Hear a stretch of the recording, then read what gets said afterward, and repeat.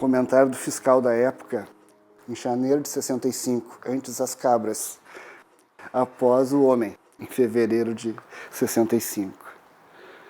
Porque aqui nessa região era tudo mato, tanto é que era um perigo desgraçado. Por exemplo, a gente era atacado pelos veados.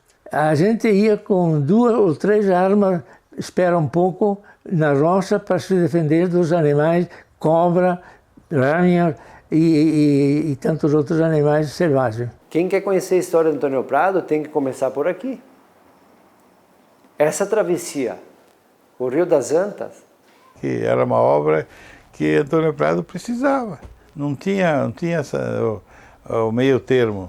Ou fazia a ponte ou o município não progredia, não aumentava. Tinha balsa, ali passava só pouca coisa, só auto e ônibus e carro pequeno, né? Às vezes eu passava também com o caminhão vazio, então passava o caminhão vazio e podia passar. Porque senão não dava, porque a balsa afundava. A balsa eu atravessava os caminhões para cá e para lá, né? E era o tal de Mutale, que era bacheiro, ele transportava o caminhão para cá e para lá. Tinha um cabo por lá de lá e um negócio de um pau assim, né? Aberto no meio assim, botava dentro do cabo e ó, puxava, ponta a ponta. E a balsa estava engatada no cabo. Porque senão o rio leva, né? A passagem era balsa. A ligação para Caxias do Sul era balsa. Quem queria passar em ponte tinha que ir para Nova Roma do Sul.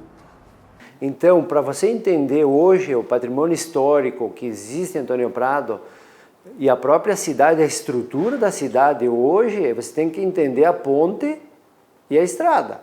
A história de Antônio Prado passa por aí, porque se nós tivéssemos lá naquela época estabelecido essa ponte, essa travessia, lá em 1907, hoje talvez Antônio Prado não seria o que é hoje.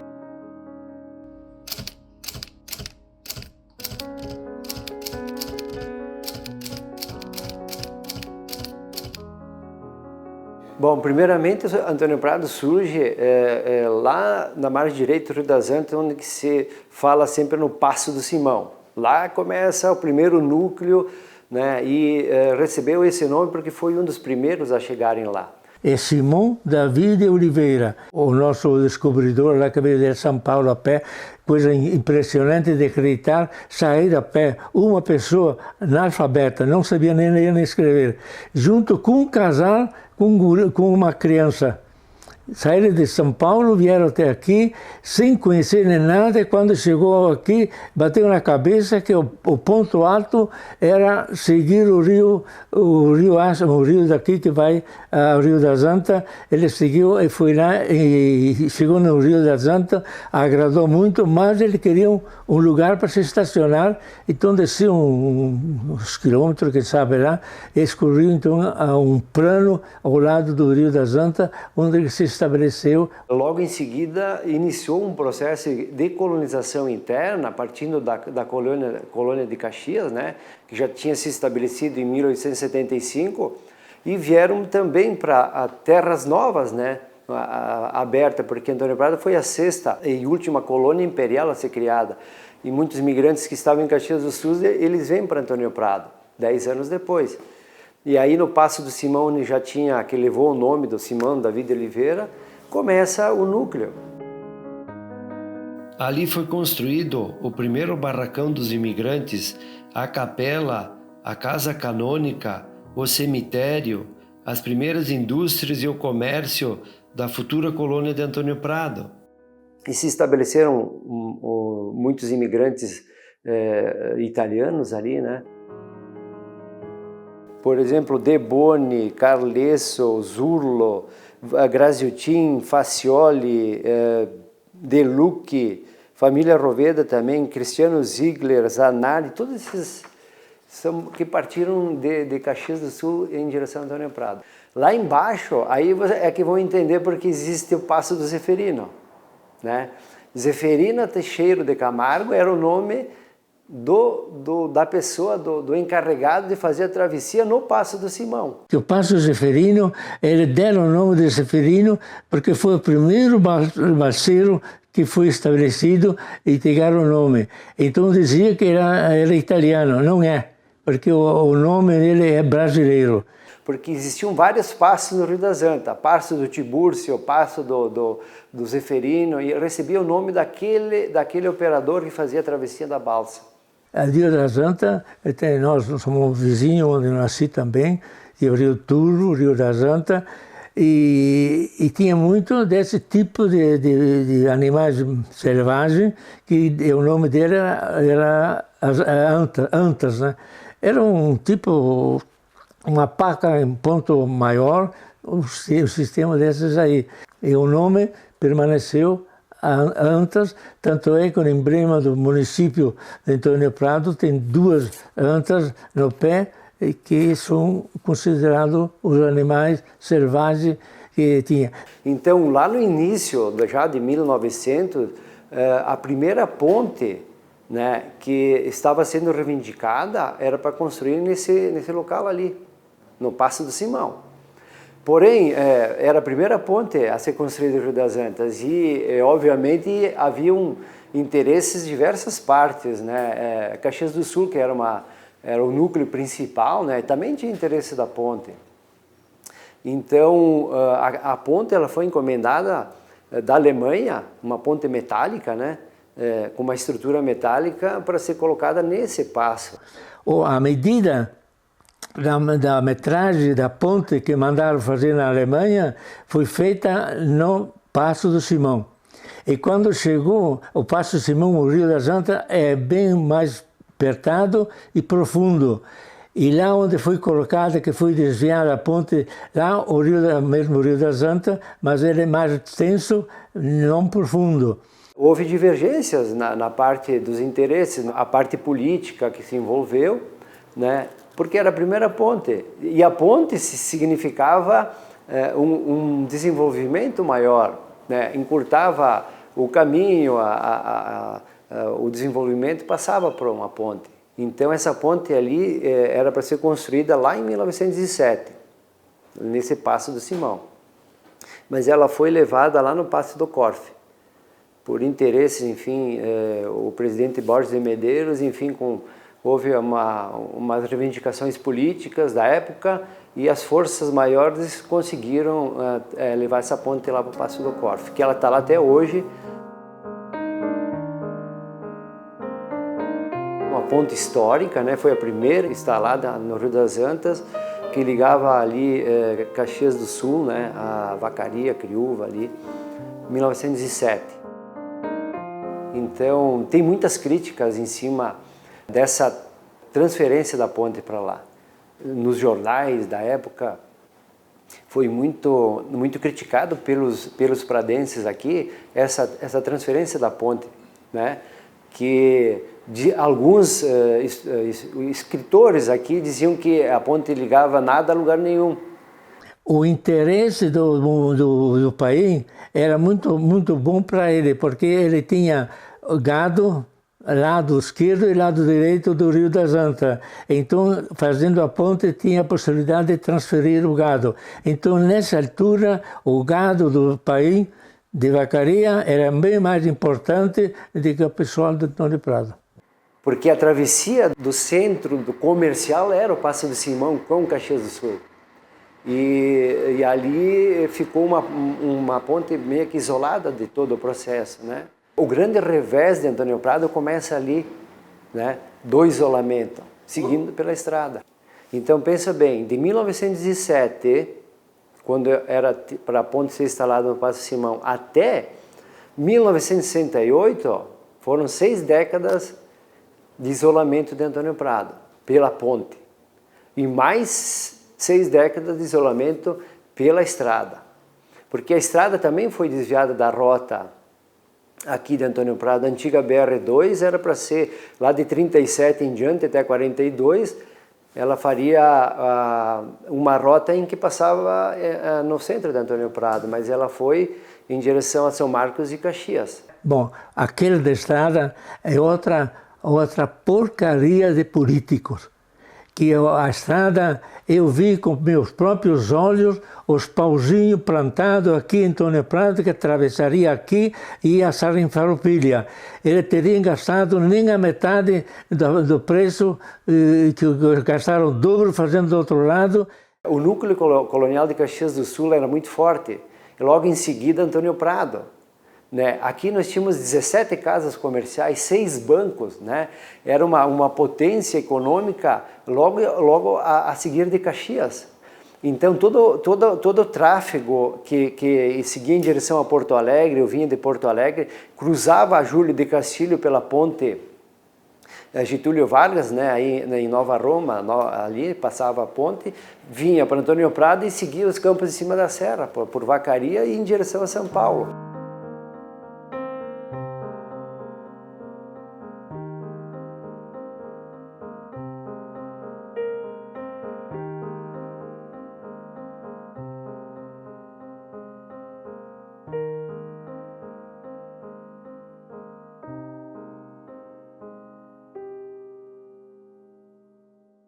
Então, todo esse tráfego que passava nesse local aqui, né, fazia com que Antônio Prado tinha um movimento, na época, econômico muito forte.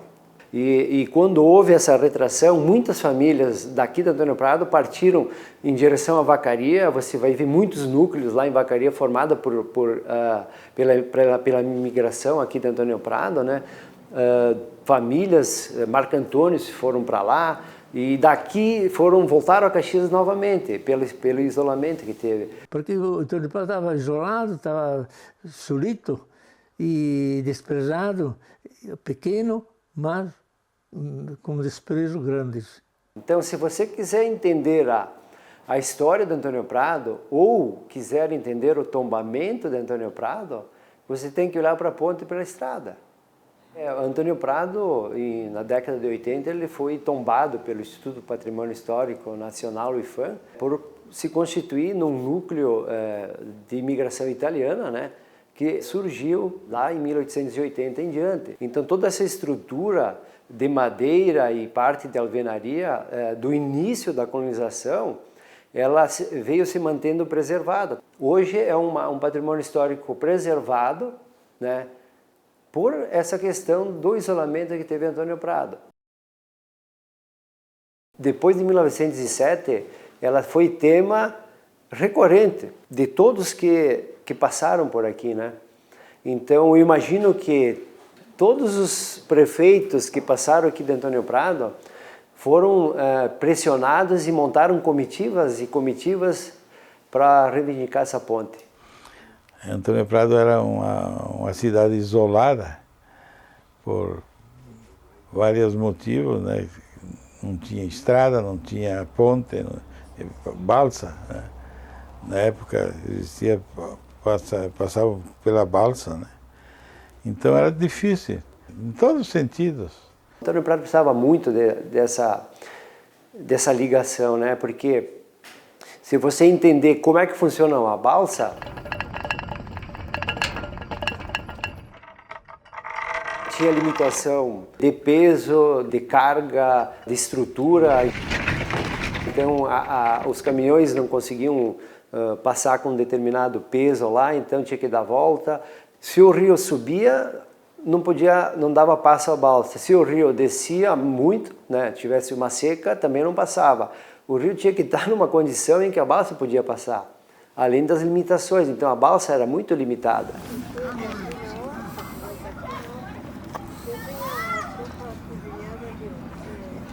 Era tudo estrada de chão até Caxias. Para cá ia só carro pequeno e o ônibus ia, mas o ônibus, então, para embarcar em cima, descia tudo os passageiros. Não deixava os passageiros dentro do ônibus. Para embarcar em cima da balsa, os passageiros tinham que descer, passar fora do ônibus. Depois, quando ele saía da balsa para lá, então embarcava os passageiros, senão não deixava. O ônibus era aquele galhoto naquela época ali, né? Como eu te falei, lá que tinha que ir para Porto Alegre, a Adria queria farinha ali, estava sem farinha, um sábado de manhã. Então, o dono do moinho ali me fez descer por aqui, digo, uma balsa não passa 7 mil quilos em cima. Não, o balseiro lá era o Mutter, era conhecido, né? Tu chega lá e diz que tem só 2.000 quilos em cima. Eu botei o caminhão em cima, não sei como é que afundou tudo. Eu passei e depois não conseguia mais sair, porque um salto assim, a balsa abaixou, né? Bah, sofri, foi um perigo desgraçado. Podia ter baixado, descido lá embaixo. E consegui, passei e fui embora, a única vez. Imagina que, como a nossa região chove muito e às vezes chove uma semana, 2, 15 dias ali, esse rio subia e a colônia ficava isolada 10 dias sem poder atravessar o rio. A ponte era tão reivindicada que o Correio do Povo de Porto Alegre, Pioneiro de Caxias, vieram numa sequência de 5 décadas, 6 décadas, sempre batendo na ponte. Inúmeros políticos do governo do estado passaram por aqui prometendo a ponte.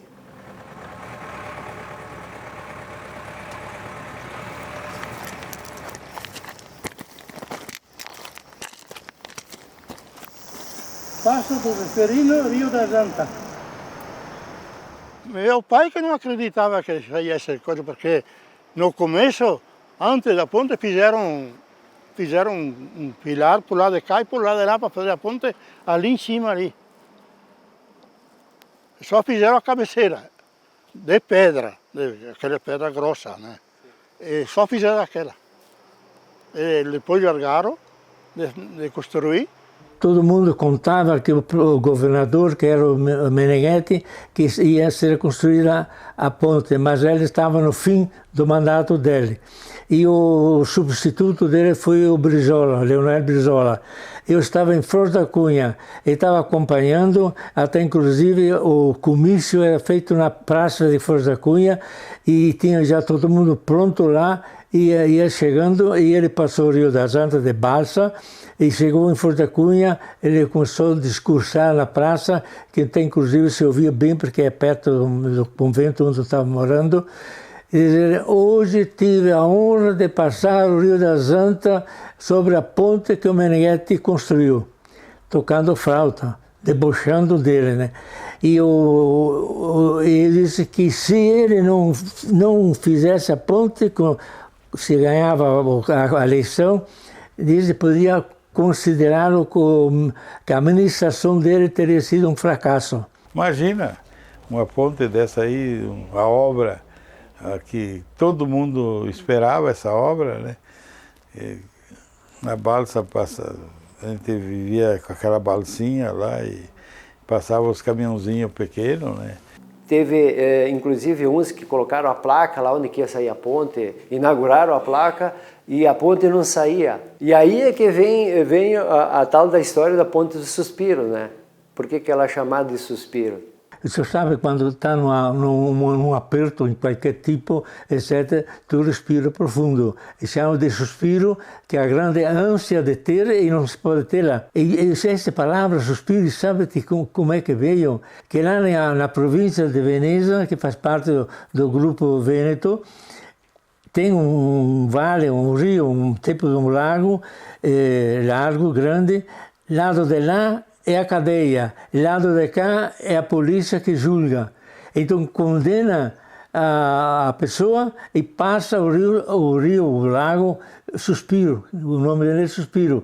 E os nossos italianos estavam aqui e eles se lembraram de Suspiro, da ponte desviada, ponte de Suspiro, que estava lá na frente, então começaram a chamar de Suspiro e deu o nome de Suspiro.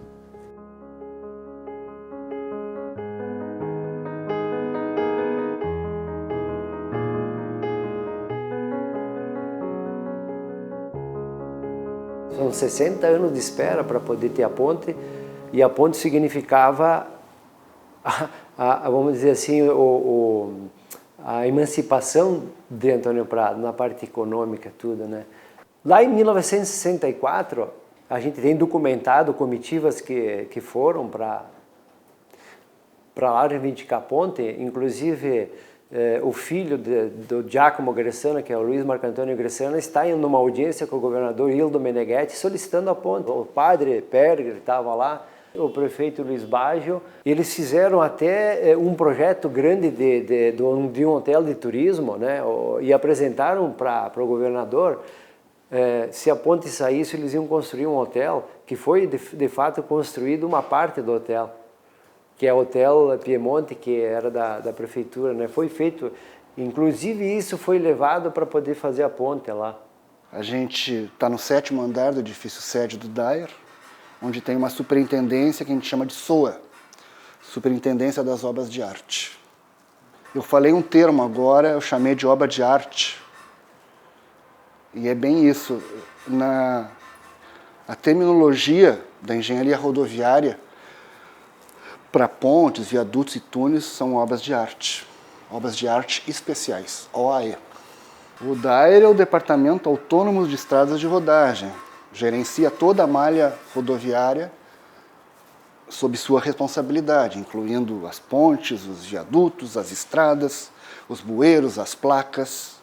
Para melhor explicar como funciona o DAER, nós temos um livro chamado de Livro Azul. Aqui, cada obra que começa, a gente vai colocando os dados até ela terminar. Essa história começa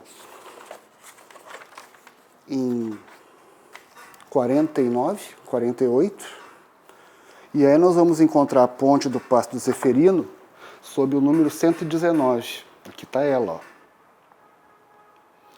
Numa época que a RS não era 122, era RS 28. Setembro de 64.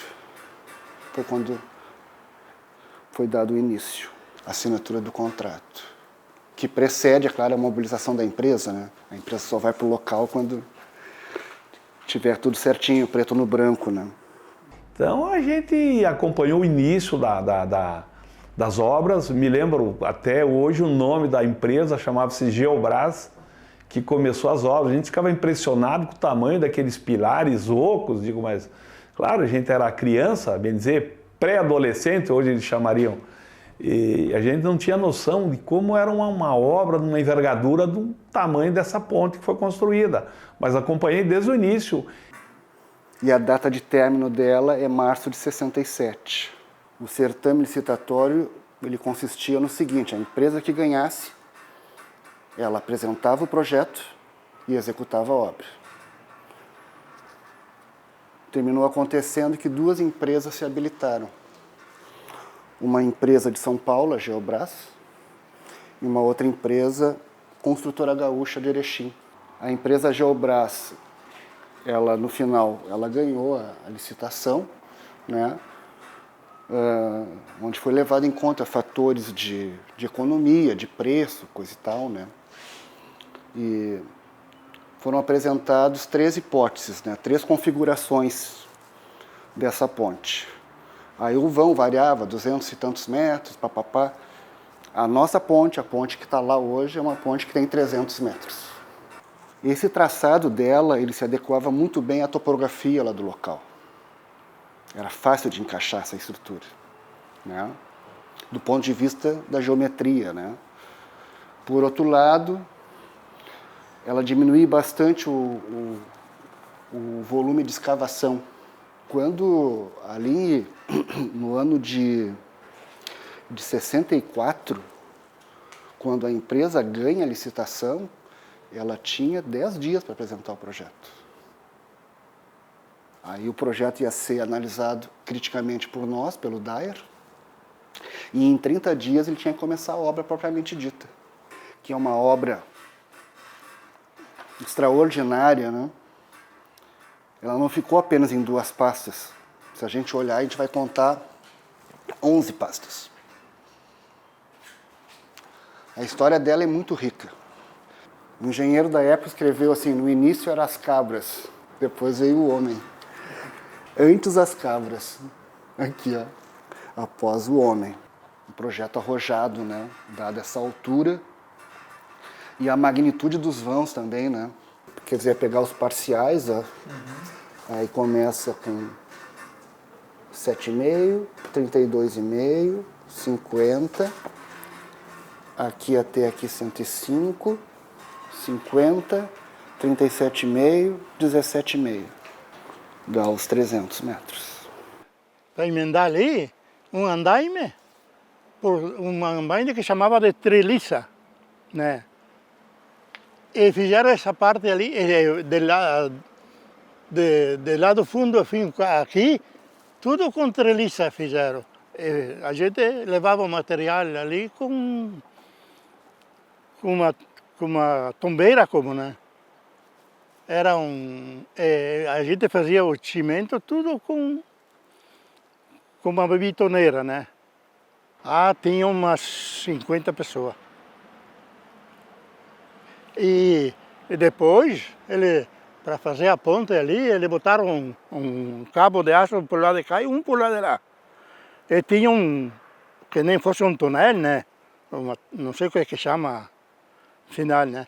E com o cabo de aço a gente fazia o cimento lá, botava lá e ia embora por lado de lá.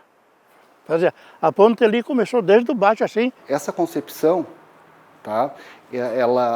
Ela exige também uma arte, que é colocar um cabo teleférico que vai desse lado até o outro. Então tu desloca esse material através do cabo, né? Seja concreto, naquela época não tinha concreto usinado, né? Nós não tínhamos essas empresas, né, concreteiras. Então era tudo concreto virado na obra. Colocava dentro do carrinho e tinha que mandar lá para baixo.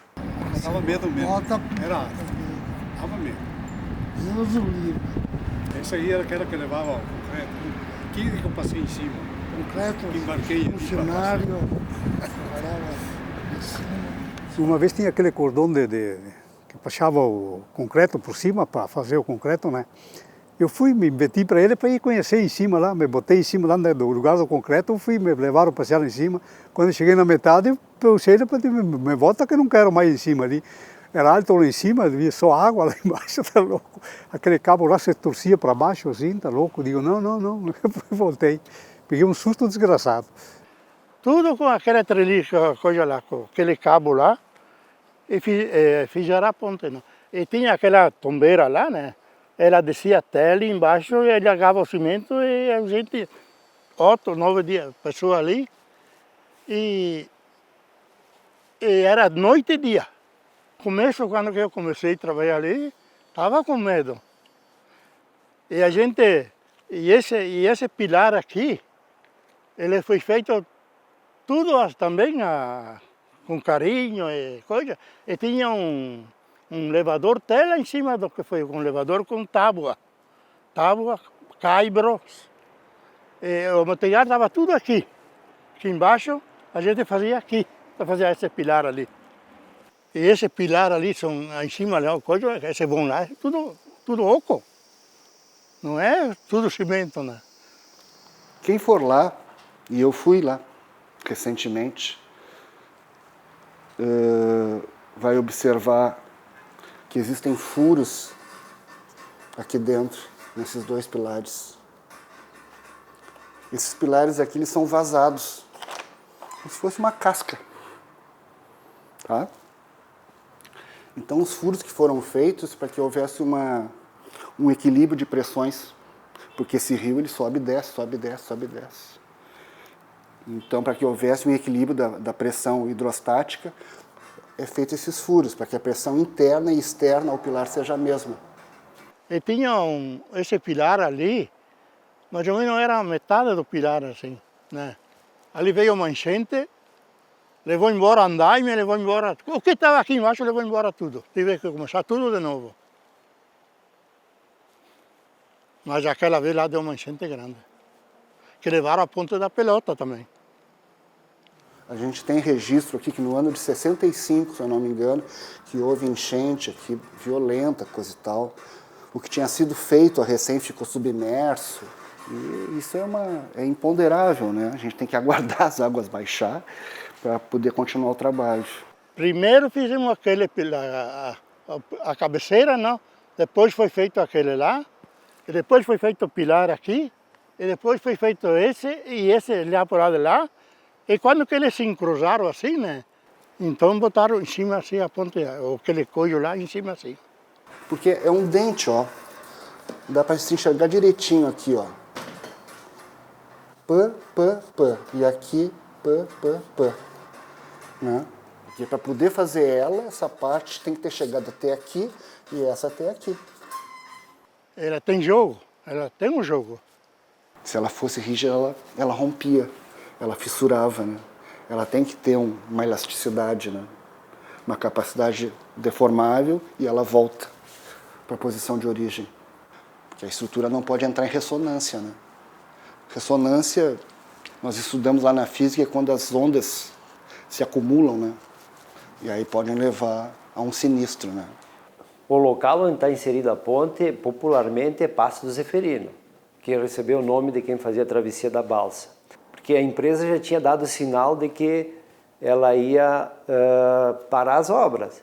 Então, houve um envolvimento pessoal de muitos pradenses, mas especialmente do Valdomiro Bocchese, que interferiu diretamente na construção da ponte. Então, o Valdomiro Bocchese, que tinha um moinho aqui em Antônio Prado, uma indústria, negócios, enfim, ele se envolveu direto. Aí foi falar com o pessoal da ponte lá. Vocês precisam do quê para não parar a ponte? Vocês aceitam o meu aval? Por causa que o dono do moinho ali, o Valdomiro, ele era meio interessado ele com a ponte lá. Foi ele que fez força ali para fazer a ponte lá. Chegava a descarregar os caminhões de areia do moinho, descarregava lá na ponte do Passo do Zeferino, para que a ponte fosse realizada. Era um sonho dele e um sonho nosso, de todos os caminhoneiros, né? Então o Meneghetti sumiu, o Rio Grande estava dividindo muito. Mas, então ele se entendia com o pessoal daqui, etc. Disse, olha, estamos com um problema que eu não tenho a finança, vou ter, mas de momento eu não tenho. E o Valdomiro Bocchese se prontificou e ele ajudava a custear, pagar os funcionários do que trabalhavam na ponte. E nós éramos empregados lá e não tinha fazendo isso aí, né? Viagem, buscar areia para descarregar. Que isso tu vai ver nos jornais do pioneiro, o Mário Gardelinho, um dos historiadores, enfim, de Caxias, ele escreveu assim, ó, Valdomiro Bocchese, o fiador do Rio Grande, relatando esse fato que aconteceu na construção da ponte, em que ele avalizou e depois ele deu condições de que os materiais não chegassem lá para não parar a ponte. Houve uma grande festa em Antônio Prado, para a inauguração da ponte. Aqui tem a programação, né? Foi rezada uma missa aqui em Antônio Prado, bem no centro, ao ar livre. Depois teve o almoço na gruta e lá falaram a parte política, enfim. Houve uma grande programação. Foi uma inauguração foi de tirar o chapéu, como diz o outro, né? Eu me lembro que levei com o Fuquinha, veio o dono, veio o Valdomiro Bocchese e o doutor Clóvis Mânica. Foi com o Fuquinha levar ele lá para a inauguração. Bom, tinha bastante, estava cheio, por lá de cá e por lá de lá. Por lá de lá tinha Flores da Cunha, com Antônio Prado. Então, Antônio Prado largava o foguete daqui para lá, da entrada da ponte de Flores da Cunha, então largava de lá para cá. Mas um foguetório, desgraçado, fizeram ali. Foi com pompa, né? Guardando as proporções da época, era uma inauguração muito esperada pela população, não só de Antônio Prado, como da região, Flores da Cunha e outros. Foi um marco. Muitos apostaram que elas nunca iam sair, essa ponte. O deputado Francisco Apio, que eu conhecia ele da Assembleia e tal, disse, quem sabe a gente não faça um projeto de lei dando o nome da ponte de Valdomiro Bocchese, né? E fez o projeto, enviou para a Assembleia, que deu o nome à ponte do Passo do Zeferino de Valdomiro Bocchese. Mas o Bocchese tem mérito, tanto é que tem uma placa, nome Ponte Passo do Zeferino, que é do Valdomiro Bocchese. Mas ele ajudou. E foi um incentivo para começar e executar o trabalho. Então, na verdade, toda a parte estrutural da ponte foi o governo do Ildo Meneghetti que construiu. E quem inaugurou a ponte foi o Walter Perac de Barcelos, que foi o governador sucessor dele. Mas Antônio Prado, como queria muito essa ponte, eles acabaram homenageando o Ildo Meneghetti, oferecendo o título de cidadão pradense ao governador por reconhecimento de ter atendido uma obra desse porte aqui, porque Antônio Prado, na verdade, suspirava por essa ponte, né? Sem a ponte, veja bem, imagina sem a ponte hoje, o que acontece? O município vai água abaixo. Antônio Prado não teria esse patrimônio se nós tivéssemos acesso lá em 1907. Ia ter outro curso, né, na história. A necessidade era grande, era indispensável a ponte. Tanto é que a ponte agora é um momento que passa lá, né? A história é antes da ponte e depois da ponte, né, que se escreve. Eu que passo todos os dias na ponte para ir trabalhar, cada vez que eu entro na ponte eu me lembro de toda essa história. Toda a parte de Antônio Prado reivindicando me vem na memória, porque eu conheço essa história aí. Então é difícil de passar por essa ponte e não se lembrar. Eu me lembro. Para as outras pessoas pode ser natural, mas para Antônio Prado não é. Não é. Para o patrimônio histórico de Antônio Prado não é. Para a estrada que nós ficamos isolados, não é. Então Antônio Prado, quem quer conhecer a história de Antônio Prado tem que começar por aqui. Essa travessia